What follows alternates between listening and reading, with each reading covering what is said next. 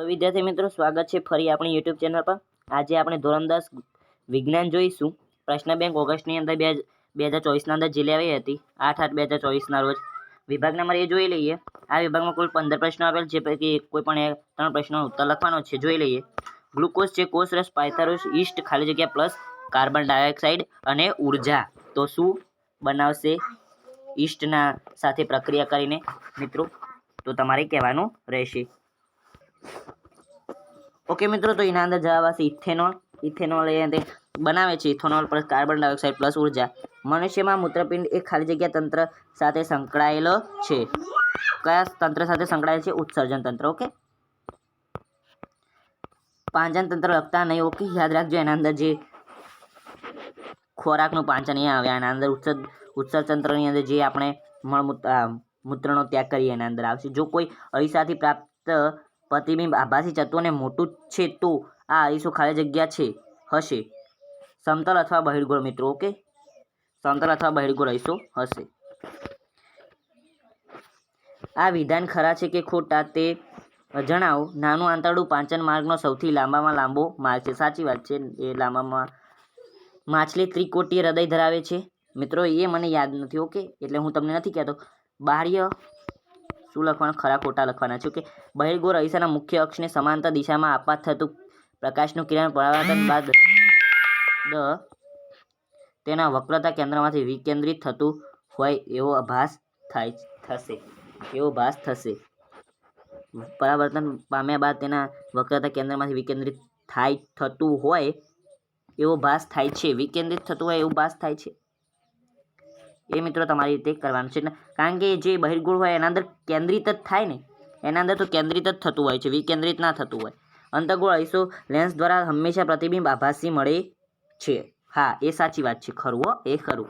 રંધ્રો કે છિદ્રોના ખુલવા બંધ થવાની ક્રિયાને છિદ્રોના ખુલવા અને બંધ થવાની ક્રિયાને ખાલી જગ્યા કહે છે। રુધિરકોષો હરિતકણ કહે છે ને। જઠરમાંથી નાના આંતરડામાં જતો ખોરાકનો જથ્થો ખાલી જગ્યા સ્નાયુ પેશી દ્વારા નિયંત્રિત થાય છે। કઈ સ્નાયુ પેશી દ્વારા જઠરના અંદરથી નાના આંતરડામાં જતો જથ્થો એ નિયંત્રિત થાય છે? મોટાવણીનું મૂલ્ય ધન હોય તો તે પ્રતિબિંબ કેવું રહેશે? કોઈ વસ્તુનું વાસ્તવિક અને ઊંધું પ્રતિબિંબ મેળવવા માટે ખાલી જગ્યા લેન્સનો ઉપયોગ થાય છે। વાસ્તવિક પ્રતિબિંબ મેળવવાનું છે બહિર્ગોળનું। ઓકે, બહિર્ગોળ લેન્સ વાસ્તવિક અને ઊંધું પ્રતિબિંબ મેળવવાનું છે।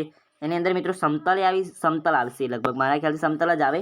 તો અહીં ચેક કરી લો કે સમતલની અંદર જ મળશે વાસ્તવિક પ્રતિબિંબ, એ સમતલની અંદર જ મળશે, એના અંદર મળશે અને ઊંધું પ્રતિબિંબ મળે છે। કારણ કે આપણે ડાબો હાથ ઊંચો કરીએ તો અંદર જમણો હાથ થાય યાર, ખબર નથી પડતી। અને મિત્રો મને એમ કહેજો, આપણે ડાબો હાથ ઊંચો કરીએ તો જમણો થાય છે અને ડાબી જીભ ઊંચી કરીએ તો કયો થશે? લાળ રસમાં ખાલી જગ્યા ઉત્સેચક હોય છે। લાળ રસની અંદર એમાઇલેઝ નામનો ઉત્સેચક હોય છે જે સ્ટાર્ચનું શર્કરાની અંદર રૂપાંતર કરે તો ખબર હશે તમને મારા ખ્યાલથી, કારણ કે એટલા બધા તો તમે બુદ્ધિમાન છો। મારી જેમ ભણતો નથી ને। જો શુદ્ધિકારક લેન્સનો પાવર -1.5D હોય તો સૂચવેલ લેન્સ ખાલી જગ્યા છે। માઇનસ સૂચવતો લેન્સ કયો છે? ઓકે, એક વાક્ય કે એક શબ્દમાં ઉત્તર આપો। નાના આંતરડામાં આવેલા આંગળી જેવા પ્રવર્ધોનું નામ જણાવો। કયા પ્રવર્ધો આવેલા છે નાના આંતરડાની અંદર? ઓકે, આપણે આવ્યા હતા કયો અરીસો? વાહનોની હેડલાઇટમાં પ્રકાશના શક્તિશાળી સમાંતર કિરણ જૂથ મેળવવા વાપરવામાં આવે છે।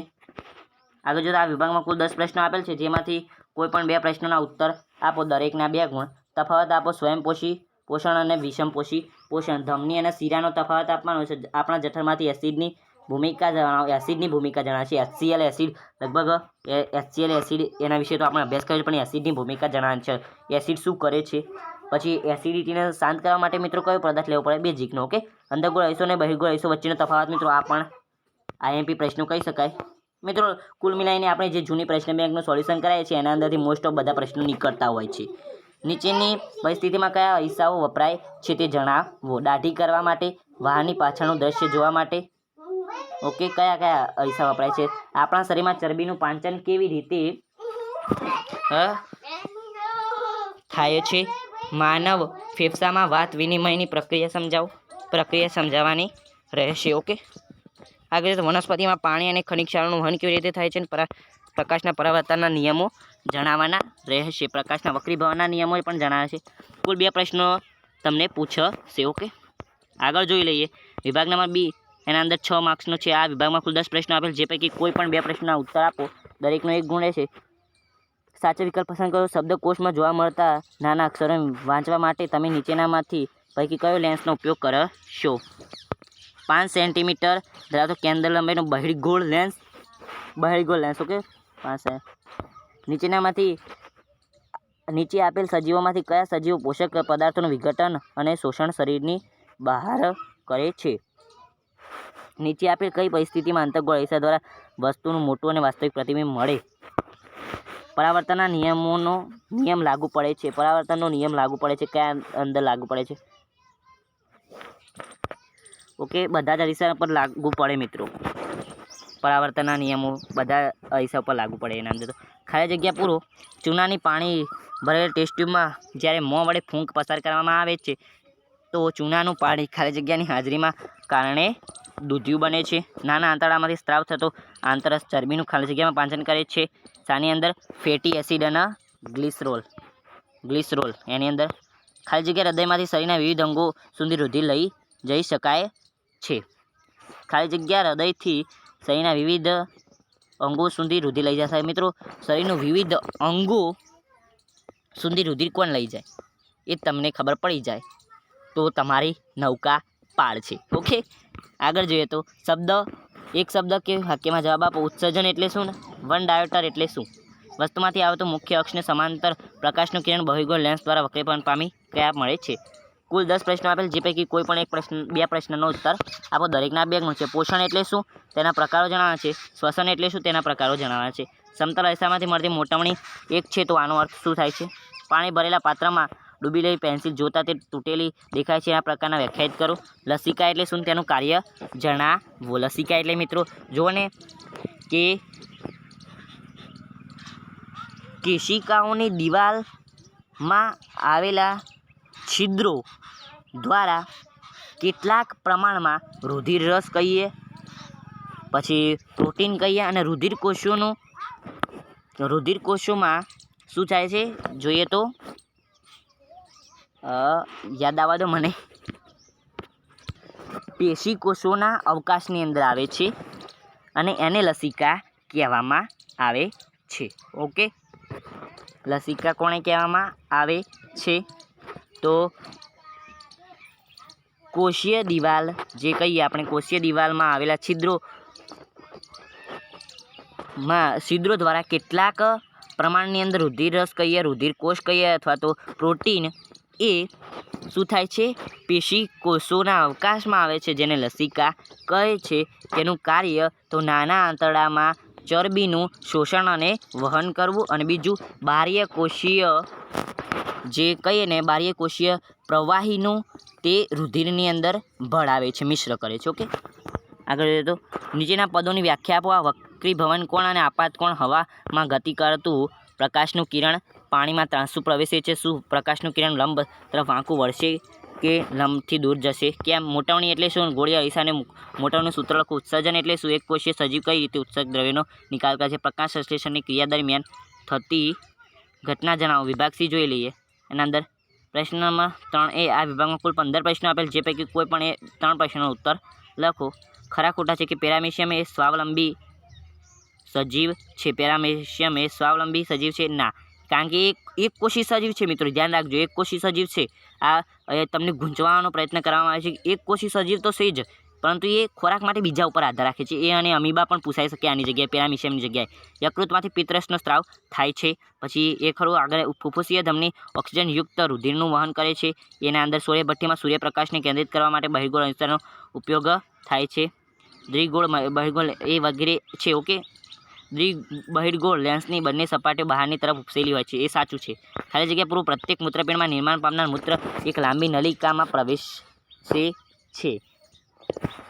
એક લાંબી મૂત્રવાહિનીમાં પ્રવેશે છે. પ્રકાશ સંશ્લેષણની દ્રાવ્ય નિપજોના વહનને ખાલી જગ્યા કહે છે. પરિવહન કહે છે. સ્થાનાંતરના અવશોષણ શું કહે છે? મિત્રો મુખ્ય અક્ષને સમાંતર બધા જ અંતરો અરીસાના ખાલી જગ્યાથી માપવામાં આવે છે. શેનાથી માપવામાં આવે છે?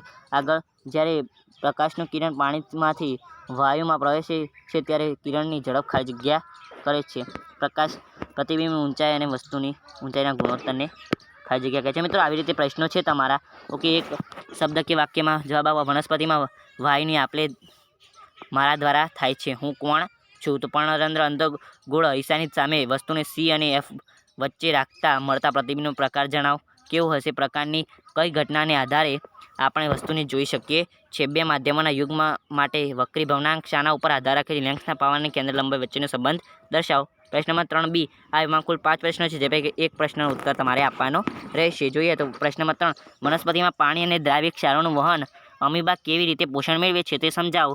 અંતઃગોળ અરીસાની સામે વસ્તુને વક્રતા કેન્દ્ર પર મૂકતા મળતા પ્રતિબિંબની કિરણાકૃતિ અને પ્રતિબિંબનો પ્રકાર, સ્થાન અને પરિણામ જણાવો. બહિર્ગોળ લેન્સની સામે વસ્તુને 2f2 પર મૂકતા મળતા પ્રતિબિંબની કિરણાકૃતિ દોરો. એટલે કે જો 2f2 પર મૂકશો ને તો 2f1 પર એનું પ્રતિબિંબ નીચે મળશે અને એનાથી થોડું નાનું મળશે. ઓકે, એવી રીતે જોઈએ તો ફેફસામાં વાયુકોષ્ઠની મૂત્રપિંડમાં મૂત્રનલિકાની રચના અને તેઓની ક્રિયાવિધિની તુલના કરો. વિભાગ ડી જોઈ લઈએ.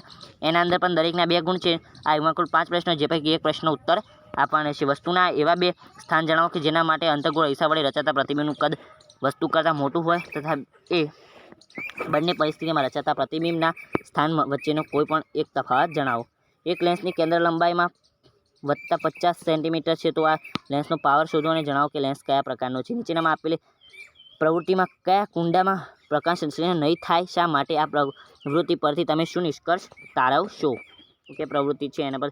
મનુષ્યમાં શ્વાસોશ્વાસની ક્રિયા સાથે સંકળાયેલ અંગોના નામ આપો અને મનુષ્યમાં શ્વાસોશ્વાસની ક્રિયા સમજાવો. જળચર અને સ્થળચર પ્રાણીઓમાં શ્વસન માટે ઓક્સિજન પ્રાપ્ત કરવાની ક્રિયામાં શું ફરક છે? આગળ જોઈએ તો આ વિભાગમાં કુલ 5 પ્રશ્નો આપેલ છે, જે પૈકી કોઈ પણ એક પ્રશ્નનો ઉત્તર આપવાનો રહેશે. ઓકે, તો અહીંયા આકૃતિના નામ દર્શન. ઉપર આપેલી આકૃતિમાં 1, 2, 3 અને 4ના ભાગનું નામ આપો. મનુષ્યના નાના આંતરડામાં ખોરાકનું પાચન, પછી મૂત્રપિંડ નલિકાની રચનાની આકૃતિ દોરી. નિર્માણનું ક્રિયા ટૂંકમાં સમજાવો. મનુષ્યના હૃદયની નામ નિર્દેશનવાળી આકૃતિ દોરી. હૃદયની કાર્ય પદ્ધતિ જણાવો. મિત્રો, આ તમારે હૃદયની આકૃતિ દોરવી એટલે આખે પાણી આવી જશે એવું છે, કારણ કે મેં ટ્રાય કરી હતી હૃદયની આકૃતિ.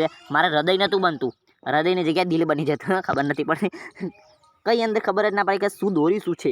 અંતઃગોળ અરીસાના સંદર્ભમાં નીચેનામાં પદોને એક જ આકૃતિ દોરી વ્યાખ્યાયિત કરો. વક્રતા કેન્દ્ર, વક્રતા જેન મુખ્ય કેન્દ્ર, કેન્દ્ર લંબાઈ. મિત્રો, આવી રીતે તમારું પેપર છે ધોરણ 10નું વિજ્ઞાનનું કહીએ તો. ઓકે, તો મિત્રો ફરી મળીશું આવતા વિડીયોમાં. ત્યાં સુધી મોજ કરો. ચેનલને સબસ્ક્રાઈબ ના કરી હોય ને તો પ્લીઝ સબસ્ક્રાઈબ કરી દેજો.